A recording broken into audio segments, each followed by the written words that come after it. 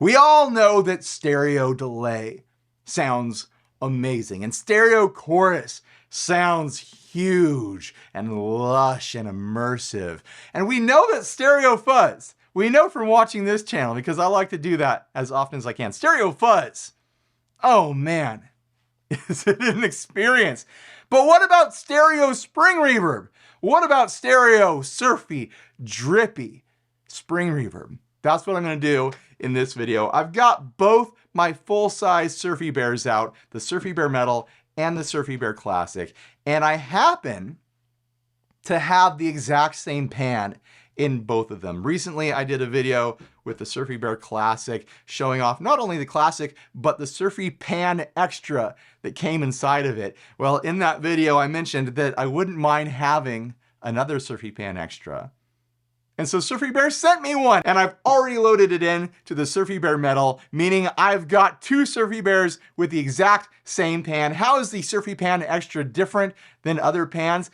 It's got less reverb and more drip. So this is gonna be doubly drippy. This is gonna be drip from every angle, the whole video. I'm expecting to have a religious experience.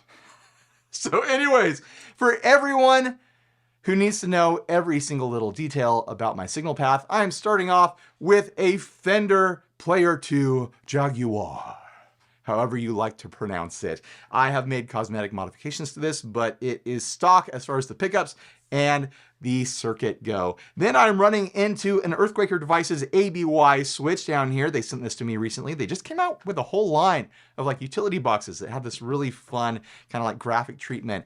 And when they emailed me, I was like, you send me those and I'm gonna use them in videos as often as I can. And they sent them. Thank you, Earthquaker. So anyways, that is splitting into both of the Surfy Bears here, which are running directly with nothing else in the signal path, not even a tuner. I'm running dangerous today. They are running directly into the two Princetons rig.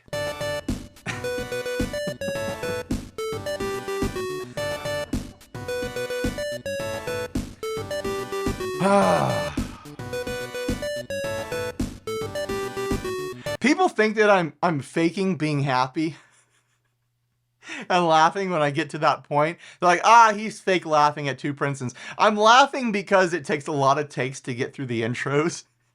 And that's my safe point. If I can get past the two Princetons, I'm all clear. Now I can start doing the demo. I've done the intro. So anyways, here's my clean signal, I think. Yep, there it is. Let's do a little jazzy chord here. That's without the reverbs on. Now let's turn on the Classic, which is running into the black Princeton over here. The black Surfy Bear will be running into the tan Princeton over there. We're mixing it up. We're mixing and matching colors here.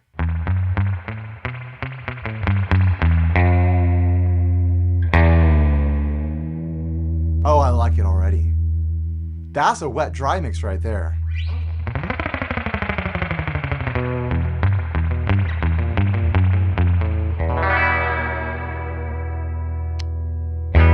Now we'll do the metal into the tan Princeton. Now these Princetons, they have slightly different speakers, and they might even have slightly different circuits or components in them that are from different years or different models slightly. So that's one of the reasons I like them, actually, because when they mix together, they kind of fill in the holes that are missing. So that one sounding different than that one with a different Surfy Bear doesn't mean that the Surfy Bears sound different.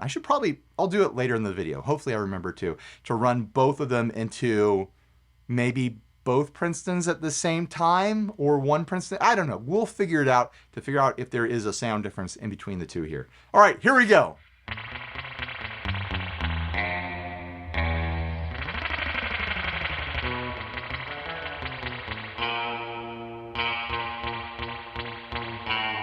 I can tell you right now that there is a sound difference coming from the black Princeton because this thing, the Classic, operates pretty much exactly the same way a Fender unit does. I'm pointing to it. I've got a Fender 6G15 outboard spring reverb unit there, and that is what this is a clone of. It's not a pedal. It's not meant to be turned on and off. It's not true bypass. It's not buffered. And so when you turn off the reverb, that amp will actually sound darker than it normally is. But now let's re-engage that reverb, and we're gonna do true stereo, surfy, drippy spring reverb.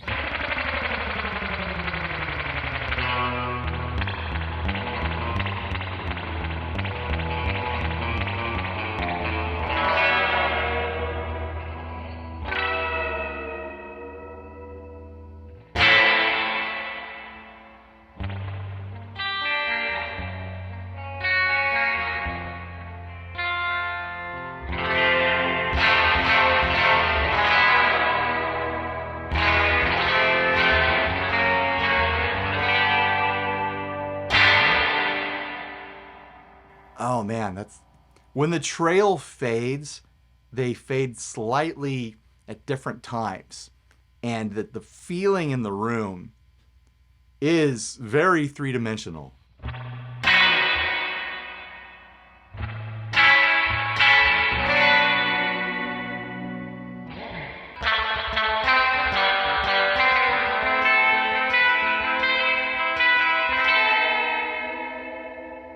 Woo! I'm getting goosebumps over here. Oh man, that's... Oh, I wonder what that's going to sound like in post.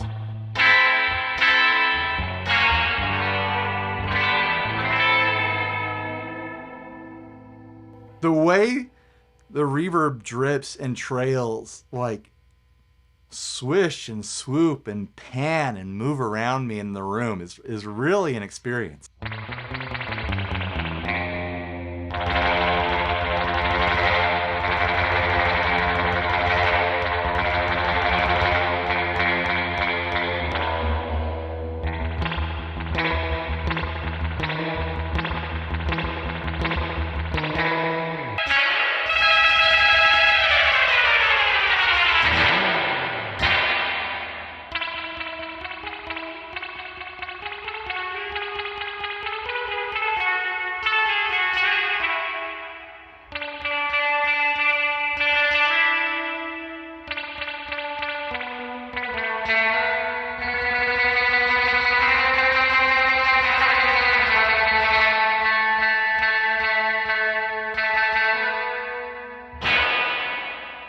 I don't know why I didn't do this sooner. This feels really nice.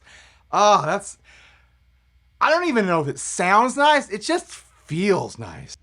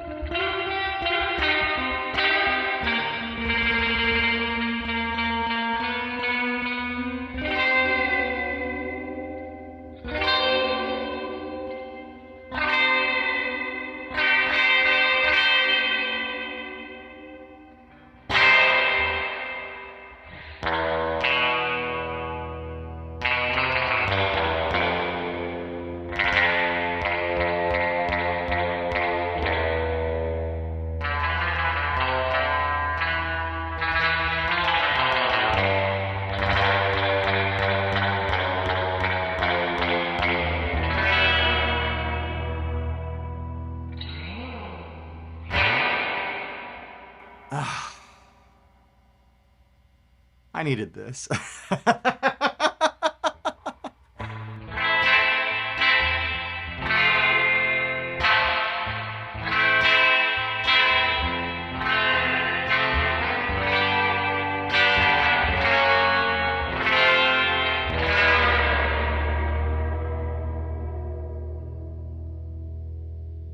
Let's do a little Dick Dale.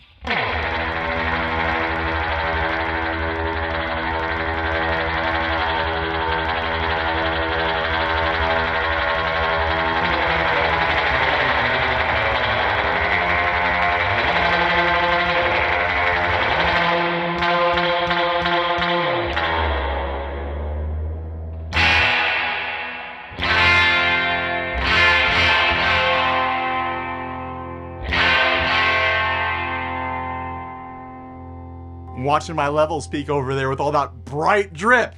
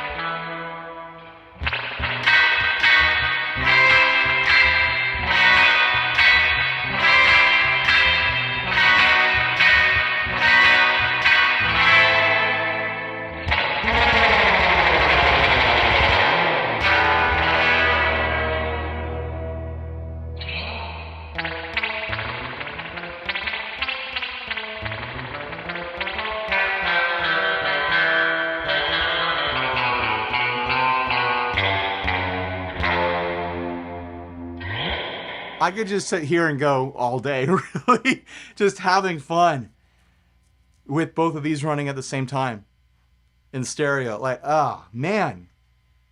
This video is for me. I'm happy if you guys are getting enjoyment out of it, but this is for me.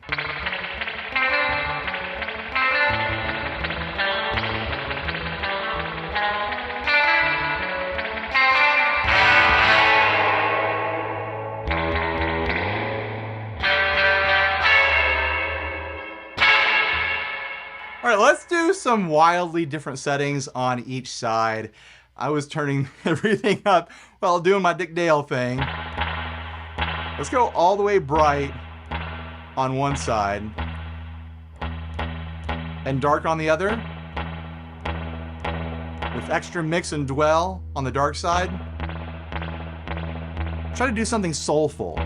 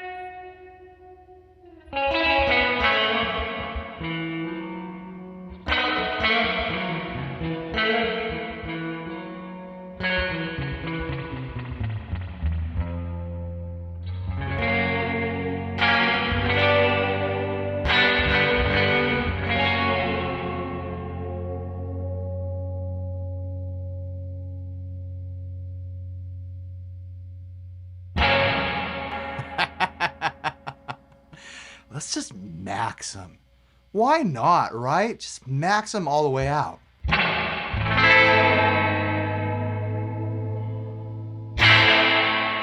It's really not that bad. Let's try it on the bridge pickup. That's pretty bright though.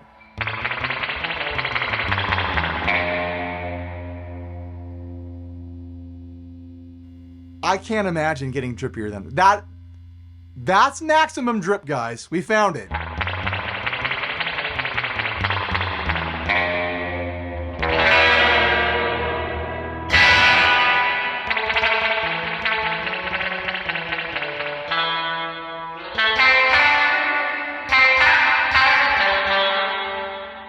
That's obnoxious.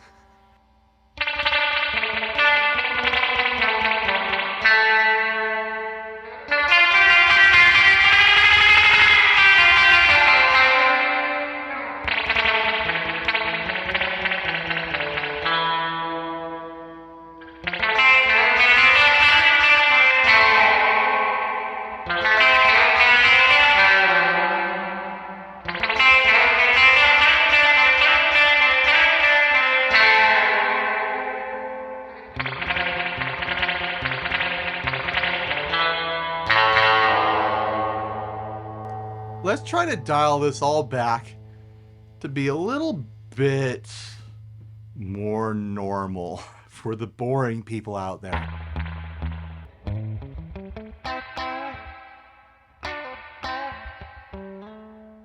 It's kind of boring, isn't it?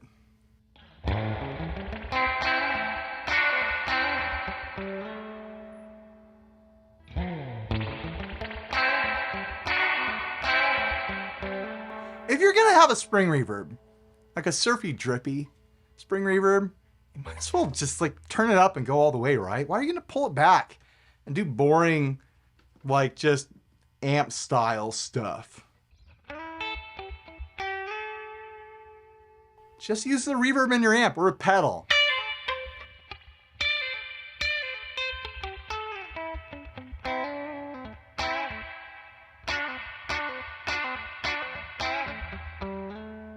Not that that's not great sounding. It does sound great, but there's a bunch of ways to achieve that. There's not a lot of ways to achieve that.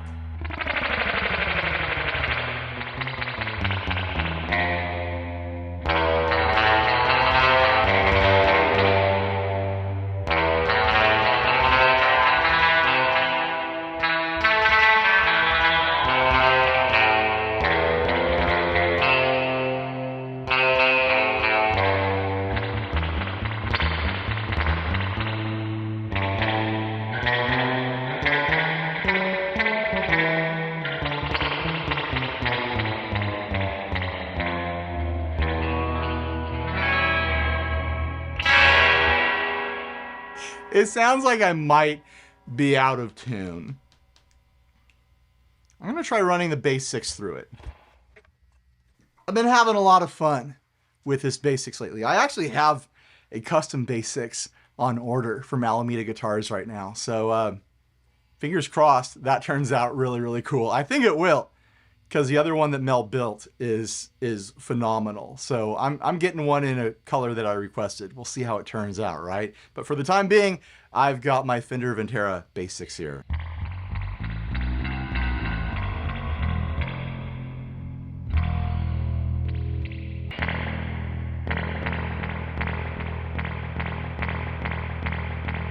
There's so many knobs in front of me. What do any of them do? It's just all reverb and I'm tweaking knobs like something is gonna change.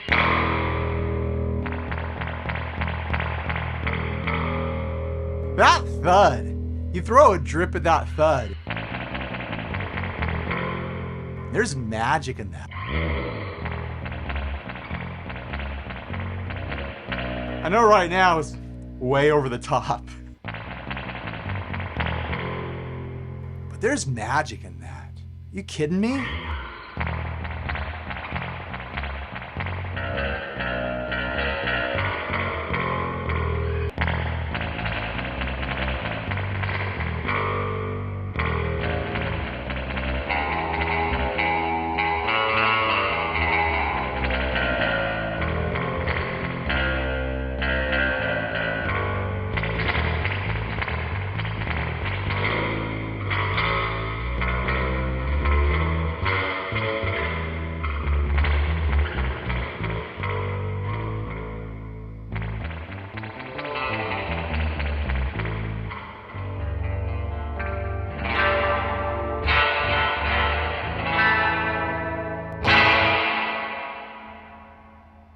What now? What is there left to do? I guess let's shoot them out through both of the amps running together in parallel. How am I going to do that?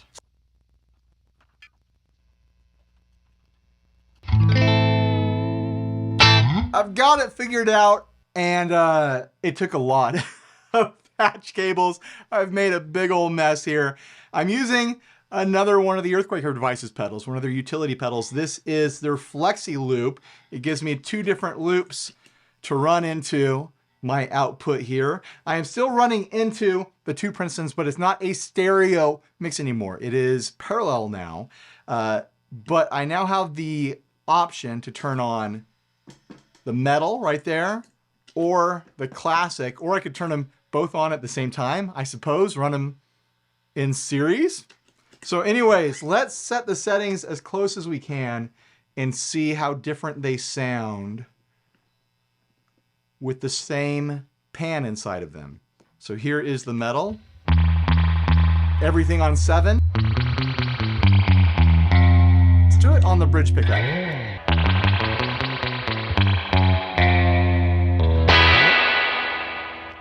Here is the classic.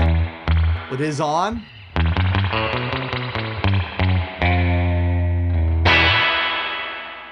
To me, they sound really, really close. You're hearing the pan, you know?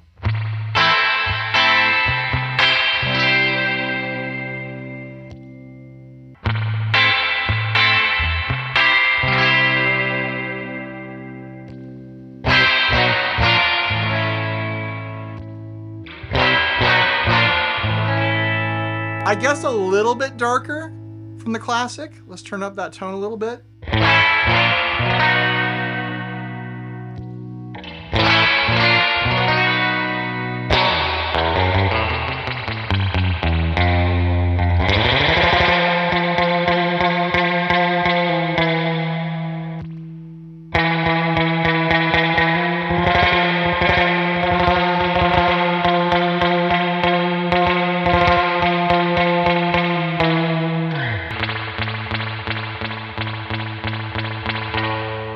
Dial it in to be a little bit spicier.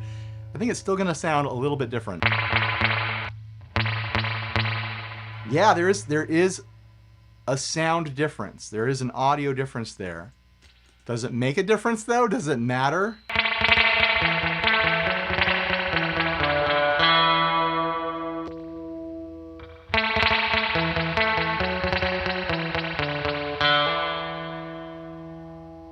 We'll spice that up a little bit too.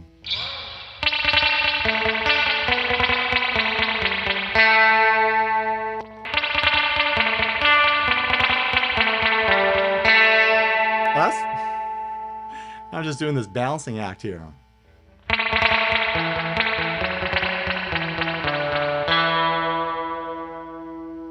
Do I dare? The metal into the classic? Well,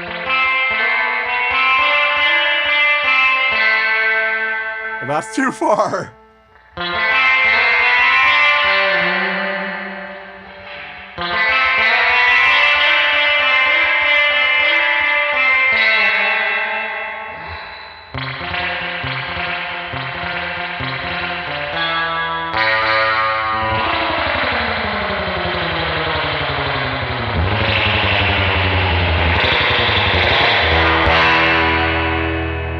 We're here, might as well, right? Stacked Surfy Bears, full blast. Why not?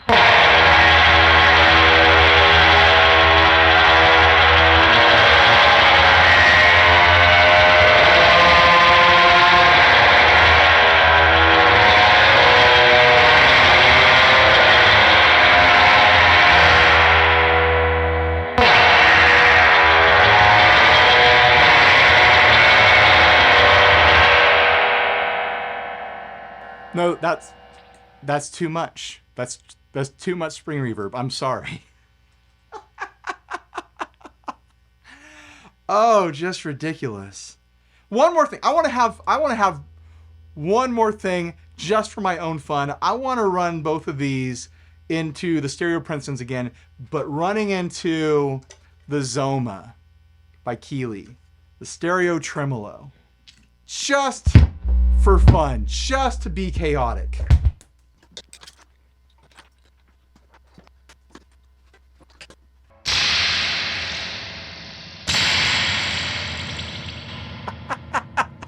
You gotta do it, right? You gotta crash the springs when you're dealing with spring reverbs. So the ZOMA, it has a little bit of a stereo spread to it, so I'm interested to see how that feels.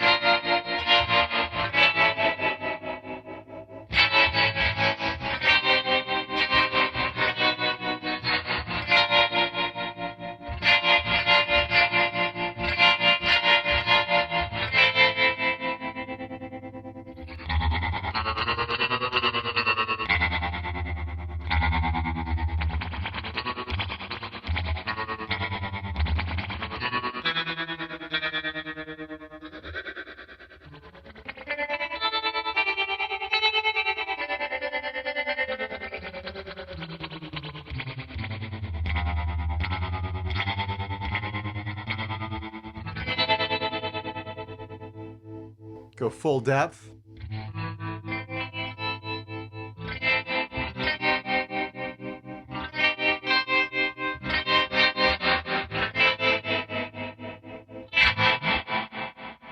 Now let's get extra stupid. Turn on the reverb side. 2 reverbs running into a trem, into a reverb. We got 3 reverbs now.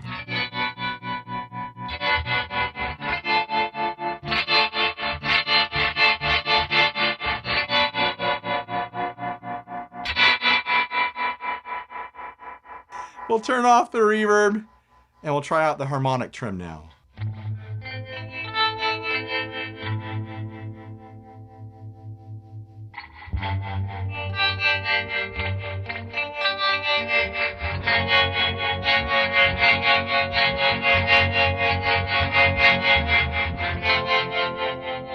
And there's also a pitch vibrato in here.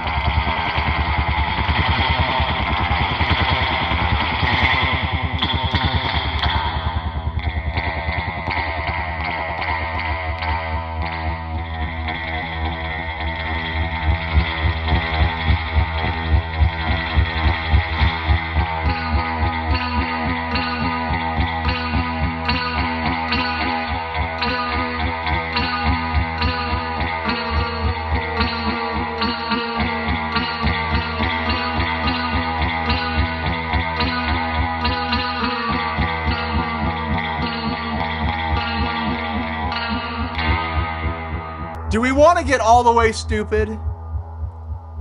Did I even need to ask that question? I'm going to turn up the reverb on the Princetons and the trim on the Princetons, but reverb first.